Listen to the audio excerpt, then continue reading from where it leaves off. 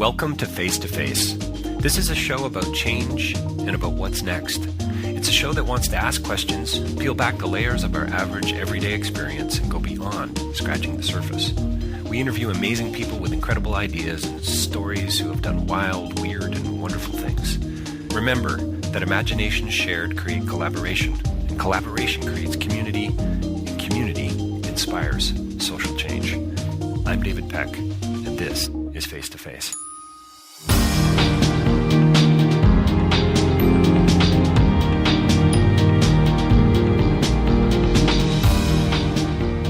So my next conversation is with a South African filmmaker who's going to be premiering her new film, High Fantasy, at the Toronto International Film Festival, world premiere, actually, and it's a very interesting film. I don't know if I'd want to call it experimental, but the whole film was shot on an iPhone, and I think from a technological perspective, you need to see the film, but more importantly, I think you need to dive into the story and what actually is unfolding. It's a road movie like you haven't seen before, it seems to me. And it's been said that Jenna Bass is our guest today, is a part of the new wave of South African filmmaking, and I totally can understand why. This is a film about relationships and prejudice and technology and reconciliation. Jenna refers to it as a selfie film. What does that mean? We talk about anger and sexuality and politics and race and power and oppression, and can reconciliation ever really happen? And how we're all sort of in this together and equally responsible. She refers to the film as a political satire, and it's really quite brilliant in its making and the cinematography. The film, the photography is just, it's remarkable when you start to think about how this film was made. It's a part of, which was kind of interesting and new for me, part of the body swap genre. And you're going to have to listen in to find out exactly what that's all about. But it's a film you're going to want to see, and a conversation I hope you're going to not only enjoy but listen to right now. Coming right up, Jenna Bass and her new film, High Fantasy. Don't forget davidpecklive.com for more information about my writing and speaking. Also face2facelive.ca for all of my interviews, and rabble.ca for more info about all things political and social. Coming right up, Jenna Bass, High Fantasy. Well, welcome to Face2Face. We're joined by another very special guest today, filmmaker Jenna Bass is here with us to talk about her new film, High Fantasy, and I think she's actually sitting a long way away from us currently. We are not sadly face to face. Jenna, thank you so much for joining us today. It's a pleasure. Thank you for having me. So you're currently in South Africa. That's a big place. Where actually might you be if we had a GPS we could find you with? Well, that's a little bit scary. That's exactly right. I'm in Cape Town. I hope that's specific. I could tell you the suburb, but I don't know if that's going to mean very much to anyone listening in Canada. But yeah, Cape Town. We don't need that much detail. It's just, I'm old enough to still marvel at the fact that you and I are even having a conversation right now that's clear, and that's not costing me $125. Yeah. Yeah, it's amazing. Pretty remarkable. Hey, listen, congratulations on High Fantasy. What a remarkable film. I was astounded by not only the technique and the more I found out about how you filmed it, and I really hope you'll tell us a little bit more about that, but also the story and the way this unfolds in front of us. I mean, this is a film about pretty much everything. I don't know that you leave any issues out in this film, and you tell it in a really compelling and an engaging and entertaining way. Can you talk a little bit about, without too many spoilers, can you tell us a bit about maybe this story, and then we could go from there? Sure. So it's, I guess I'm kind of calling it like a political satire that's shot on phones, like a selfie. So it's a selfie movie. And it's about a group of 4 young South African friends who go on a camping trip together. And they kind of, in their friendship group, they represent different genders, different races, different kind of symbols of the new generation of South Africans. And they travel up to this very, very isolated farm in our Northern Cape province, where it's, just this farm where there's absolutely nothing around them. And they wake up in their tent to discover that they swap bodies, and they have to kind of deal with the kind of very complicated, situation they find themselves in. Not only do they not know how to get back into their bodies, but they're also stuck with all the kind of baggage of post-apartheid South Africa and the so-called Rainbow Nation that they're supposed to be living in, where everything's supposed to be fine between them, but it's absolutely not. So it's a film that deals with everything in the sense that, you know, everything is related to everything. You know, a lot of these issues are politically connected, and the body swap premise was a way of exploring that. So right out of the gate, I mean, I couldn't help but think of Blair Witch Project way back when, with the way the camera was kind of turned on. That was kind of the first sort of cinematic selfie in a way, I suppose, that was really used in a long sort of format. But you really take it to another level, because you've got each one of these characters kind of filming themselves, editing themselves. There's a documentary like edge to it. Then of course you've got the subject matter. I mean, I just wrote a quick list: memory, identity, prejudice, history, respect, friendship, reconciliation, politics. I mean, the list is real. So what the heck is this film about, Jenna? Well, I think it's a film that kind of relates to a lot of, in a way, very specifically South African problems that are as a result of, you know, not just, you know, our apartheid era, but, you know, the years of colonialism and kind of exploitation of our indigenous people over the past few hundred years. But that is not at all unique to South Africa. I just often think of like South Africa as this like, we have these things in a very extreme and very visible way, whereas I think other countries are perhaps better at covering it up or have better like PR, you know. Whereas in South Africa, these problems are so vivid that you can't really ignore them. And so by kind of highlighting them, and the way that they're all connected, and that you can't really have a conversation here about race without talking about land, without talking about gender, without, you know, kind of having all these discussions together and realizing the kind of really like systematic oppression under which most of the population is living. That, you know, like this is a very South African story, but it's also like absolutely not unique to here, unfortunately. It's been really, really interesting to hear people who've watched the film from other countries kind of drawing parallels. And it was also interesting when people refuse to see the parallels, because just because these things might not be visible to you in your bubble, it does not mean that your country is not like, you know, just as messed up as we are. So, it's, I mean, I can give you the synopsis, but then when it comes to like giving a synopsis of the themes, it's actually a lot more complicated. Absolutely. Yeah. As are, you know, I suppose any sort of history, or just even relationships. And I mean, I think you tease that out so beautifully, the complex nature of growing up, of having friends, of having different opinions. I mean, it seems like to me on a certain level, this film is about so many things to me. And again, congratulations on it. But one of the things is, you know, is this about listening? You know, I found that some of the characters in the film really, I didn't get the sense they were listening to each other, especially once the body change, once the shift had sort of taken place. There was just so much anger, or at least it seemed like anger on the surface. Maybe it was just this, wow, what has actually happened here? And now I'm being flooded with all these questions and all this uncertainty. I mean, about, you know, frankly, what things that most of us are dealing with who haven't switched bodies with other people. Well, exactly. That's a very interesting point, because you know, I think part of the thing that also motivated me to kind of tell this particular kind of story within a kind of body swap genre was just the kind of body swap films that I had seen, which the usual, I mean, unless they're a horror body swap film, which is not like kind of like a very small amount of most body swap movies from what I've seen, they're usually about like these two people don't understand each other. Right. They need to switch places and learn about each other in order to understand and reach reconciliation. And that's essentially been this narrative of our country. You know, we've had, you know, like spectacularly traumatic history that has been supposedly reconciled, and you know, we've literally had a Truth and Reconciliation Committee in which people listened to each other and were supposed to actually then understand and forgive and forget, and that has been completely unsuccessful, if we can judge by, you know, the current kind of status quo and the way that people are feeling. And so I think that, you know, for me it is very interesting to explore the fact that listening to somebody, even if you aren't listening, but even if you are listening, like beyond a certain point, what good is listening if you're not doing anything about it? Right. And so, yes, the characters are not listening to each other, but I think it's also because they've been listening for so long without results, and listening for something that's never going to come.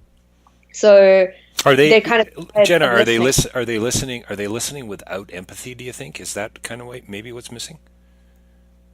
I don't know. I mean, I suppose it's like who should be empathetic to who? Because I mean, Right. I think like I think that's the thing is I mean, I think what we think about the body swap concept is also as like these two people are equally in a difficult situation, and they're equally responsible to get out of it. Right. And that's really the question: is that really the case? And does everyone need to be listening equally right now, or maybe has one person had the microphone for too long already?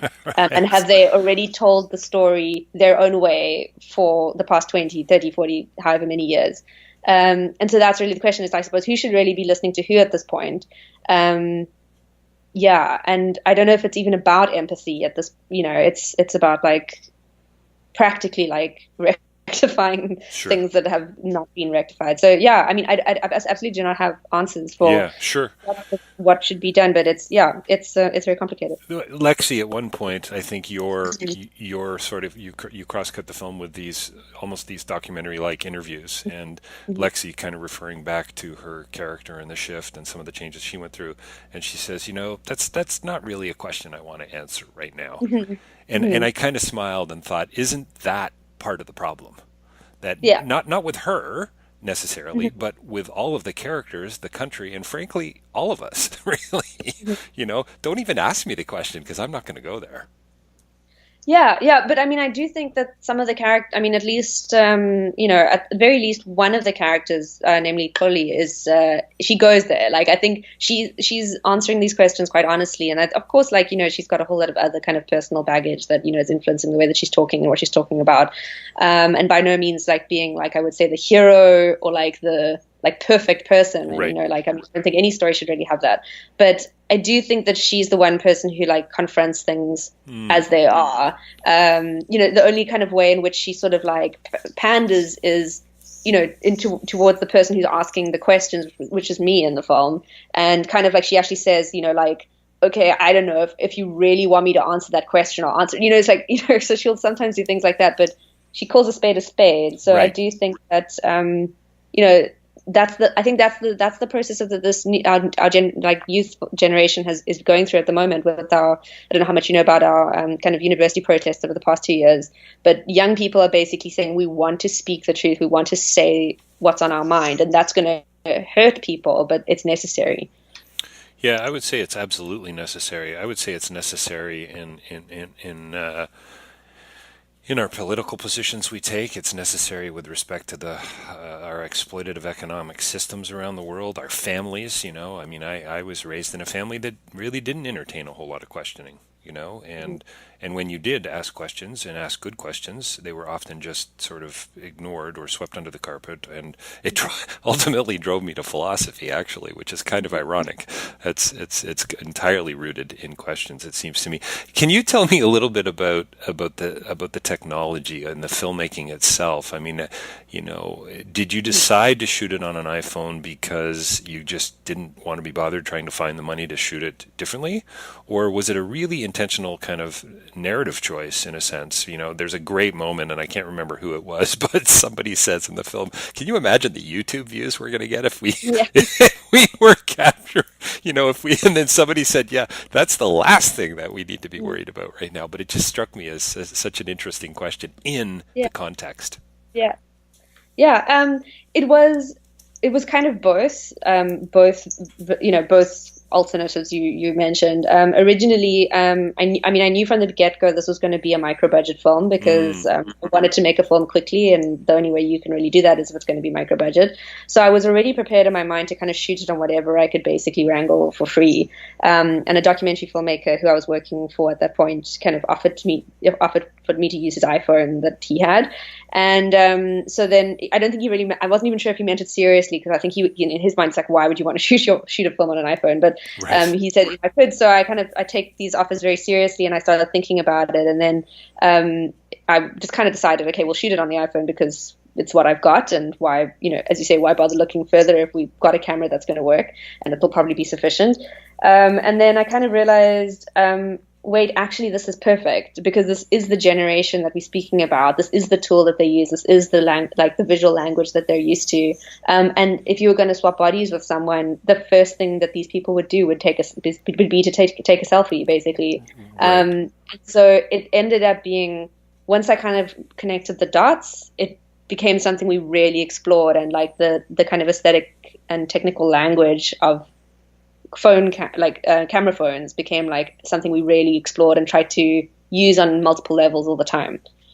It's almost like they'd be taking an anti-selfie, isn't it? Because they'd be taking a picture of somebody who is no longer themselves. Anyway, that's just a weird idea. But anyway, that's a really good question. yeah, that's funny. But you know what's so beautiful about your film? You can watch this and just kind of come away and go, "Wow, that was great. Had a great time," and come back to it. I think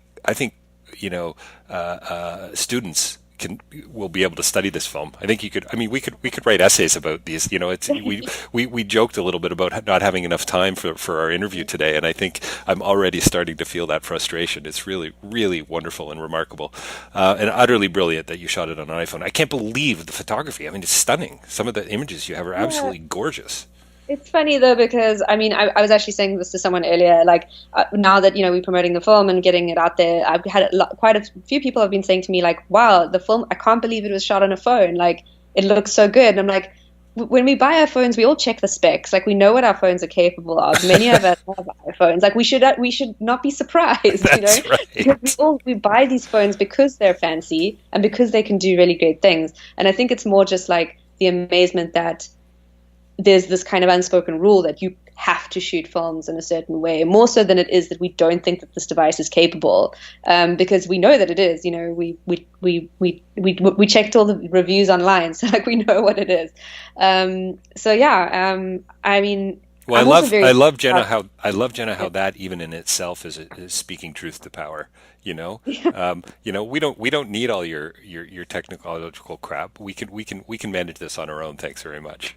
We've got it in our hands. Well, no, exactly. I mean, for me, making films. I mean, I do make films in my kind of more conventional ways too, and like my next project is something more along those lines. But I think it's really, really important to like you can't. I work in a film industry where there's very, very little access to resources. Like there's a few people who got access, and then most people don't, and that is stopping them from making films. So it's very important to me to figure out how to make films in a way that not only I can do, but that other people can do as well. And so shooting on phones is like something that I've been kind of wanting to explore for a while because it's something that people can do. And maybe the phone that we used was fancier than a lot of other people's phones, but you could still do it on a smartphone. It's not a reason to not tell your story, basically. It's beautiful. Love it. Can you tell me a little bit about the aerial shots? I mean, are the gods in fact crazy in South Africa? Is this what's happening here? Some sort of nemesis going on? Is this is it the forefathers? But I love the aerial shots, and I love the way you use shadows. I mean, it's stunning. Thank you. Similarly, like with the drone shots, so that's the only part of the film that's not shot on our phone, right? Was the drone, and that was also because the same filmmaker kind of also like very casually said, "Oh, if you want to borrow my drone, you can borrow it." So I was like, "Okay." So yeah, I kind of just take when people offer me stuff. Like I always tell people, like, don't offer to work on my films for free because I will actually make you do it. Well, we now have that on record, so we can get that out on the street. I paid everyone on this film. That can also be on record. Yes, nice. And also something that might interest you is also like the film. Everyone was paid equally, no matter what their role or their like level of experience. Because that was also something that's very important to me. Was like film structures that the way I was taught to make films, like extremely hierarchical, with certain people having like super amounts of power and other people just being kind of bossed around, and like. That doesn't make me comfortable. So in a lot of ways, the film was like quite a, for me, like quite an important social experiment to like see like how can humans work together in a way that is not unjust.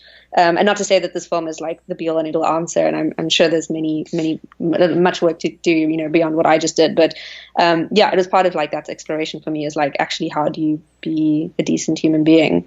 Yeah. Well, I think you must have some comments to make about collaboration and community and I mean, how long did it take you to shoot? How long were you crammed into the tent together and in the car and so on? You know, Was we shot for about 2.5 weeks in on location in the Northern Cape. So we all went up there and stayed there together. And the farmhouse that you see in the film is where we all lived. So we had to clear out all our stuff and then move it all back in. And the cast and crew was 10 people. So we were all staying in that house. And 2.5 weeks, and then we came back and shot a few more days in Cape Town, which most of which is not actually in the film. In the end. So you didn't answer my question about the gods being crazy. Is there some sort of retribution going on here?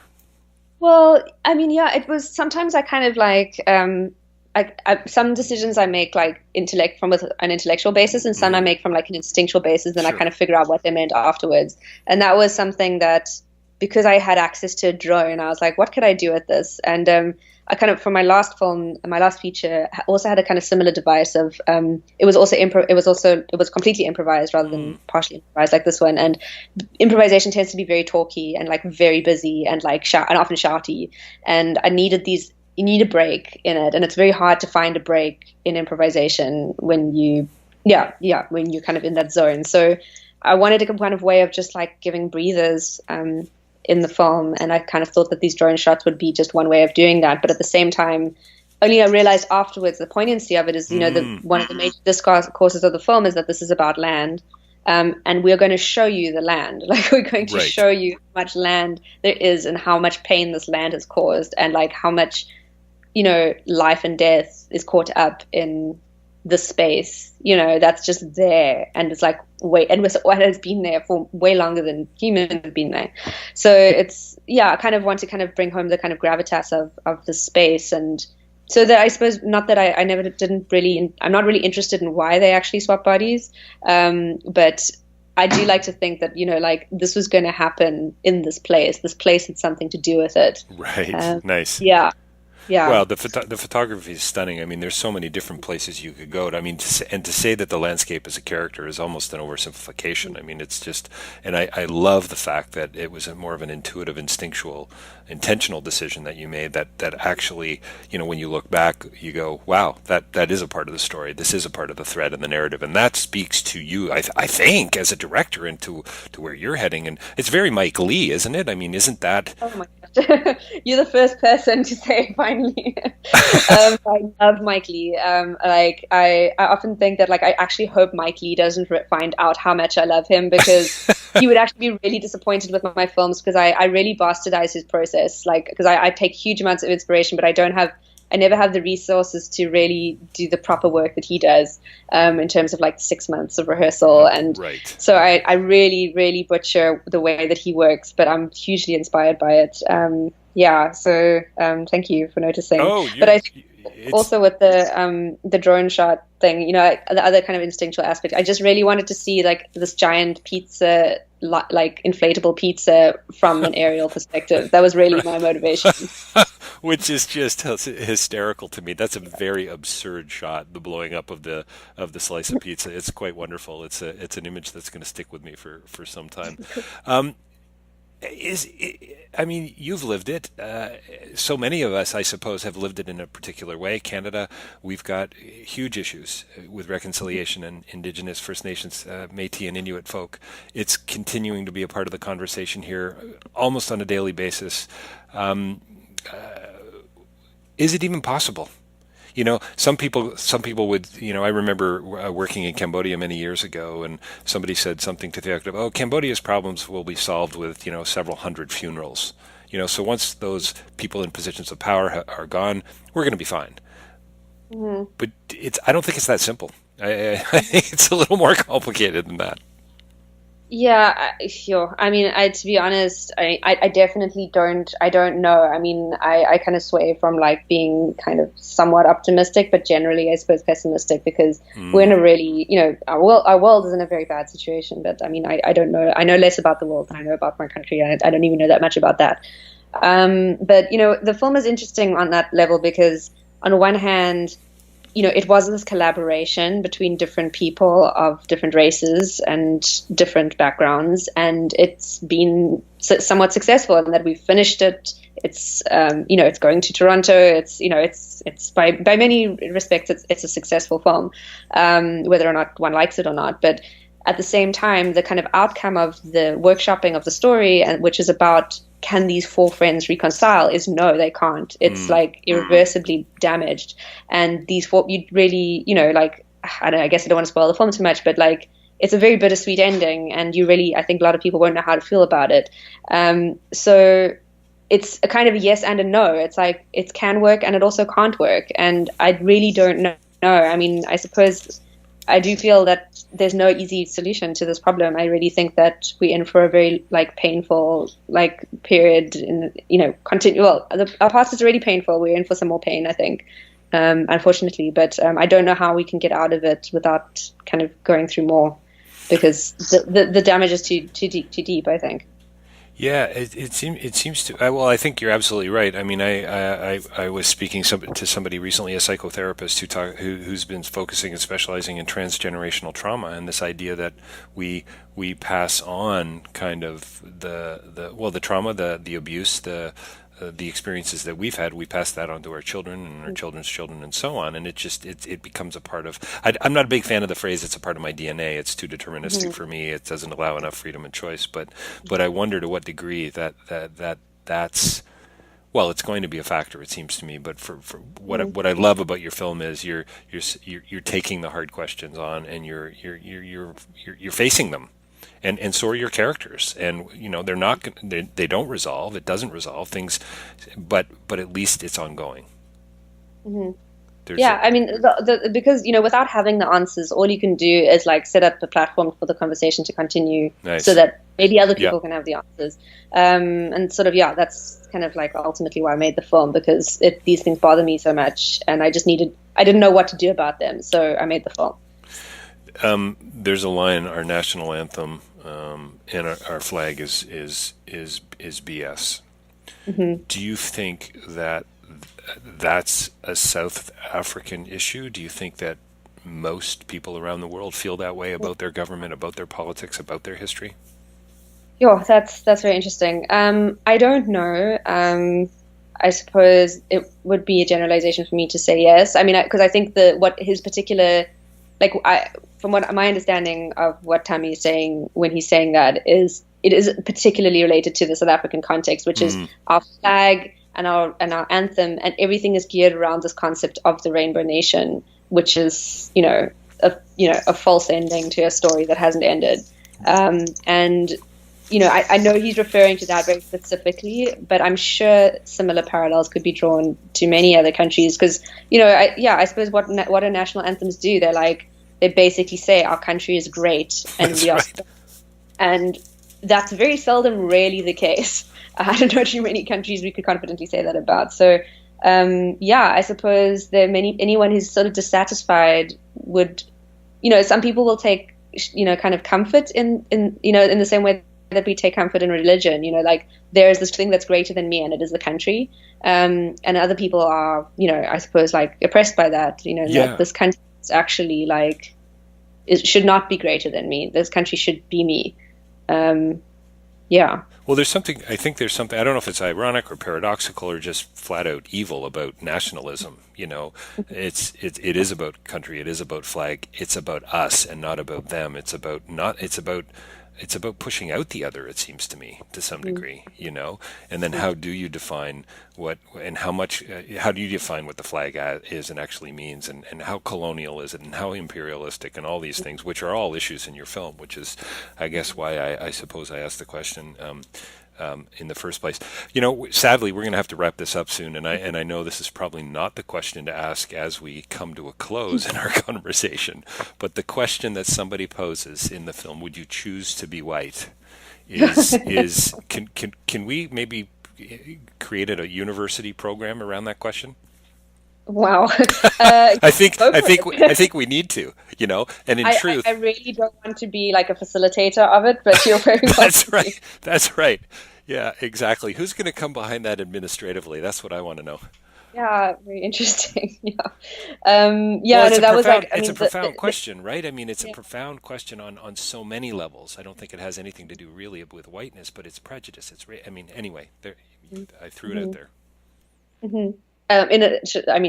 In that I should answer it, or Yeah, you have 3.5 minutes, and okay. I'll set the timer. Go. Well, I mean, something I suppose that I would say about it is that all the interviews you see in the film are all completely improvised. Mm, So I was interviewing basically the actors as the characters. So it was a strange thing where I was kind of being myself and they were having to be their character. And so that moment came up in the interview where I was asking these questions and these questions, and I'm kind of really pushing this character Lexi into kind of like confronting mm, the hypocrisy of a lot of what she says. right. And so eventually to the point where she like threw it back at me and she said, look, okay, you know, you're white, like you answer the question, like, so, and I really wasn't prepared for that because I mean, this was meant to be an interview. So I was in this weird position of like, she's acting, I'm not acting. Yeah. So so the answer that I give in the film is, yeah, kind of like my answer. It's a really hard question to answer, but, and especially when you've got very limited time and you're also in your own film suddenly That's where you right. didn't go before. But that's also why I included it in the film because for me it felt like the most honest kind of like breakthrough of the movie. For me, on a personal level, I don't know about the others, but yeah, that's why I felt it had to be in there because ultimately this film was made by a white person, and that something that I realized more and more is like no matter how successful this film is, it's a sad testament to our country that I Mm. made this film. Um, Well, yeah. I think it's a profound question, deeply insightful on so many levels. It's yeah, really quite remarkable. So there's a line again near the end of the film, and one of the characters says, and in a kind of a nonplussed way almost. Well, I guess we just go back to our normal lives now.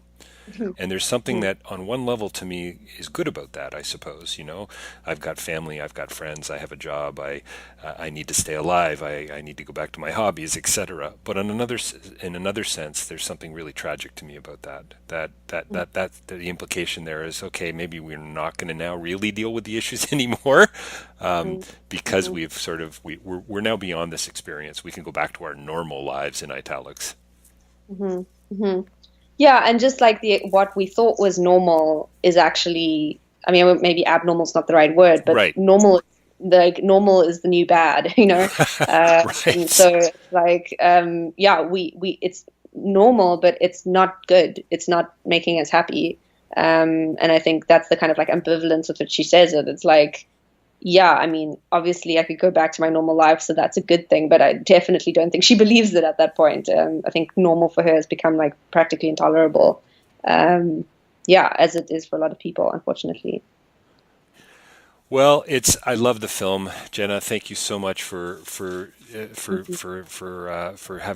taking the time today to chat, and I really do look forward to a part two. I hope we can do that. Hopefully, we'll get to meet face to face at the film festival. We've been talking to Jenna Bass today about High Fantasy, her new film premiering at the Toronto International Film Festival in the very near future. I love how you just said, Jenna. I think you said something to the effect of, it's kind of a story that hasn't ended. And Mhm. isn't that's the beautiful part of being normal?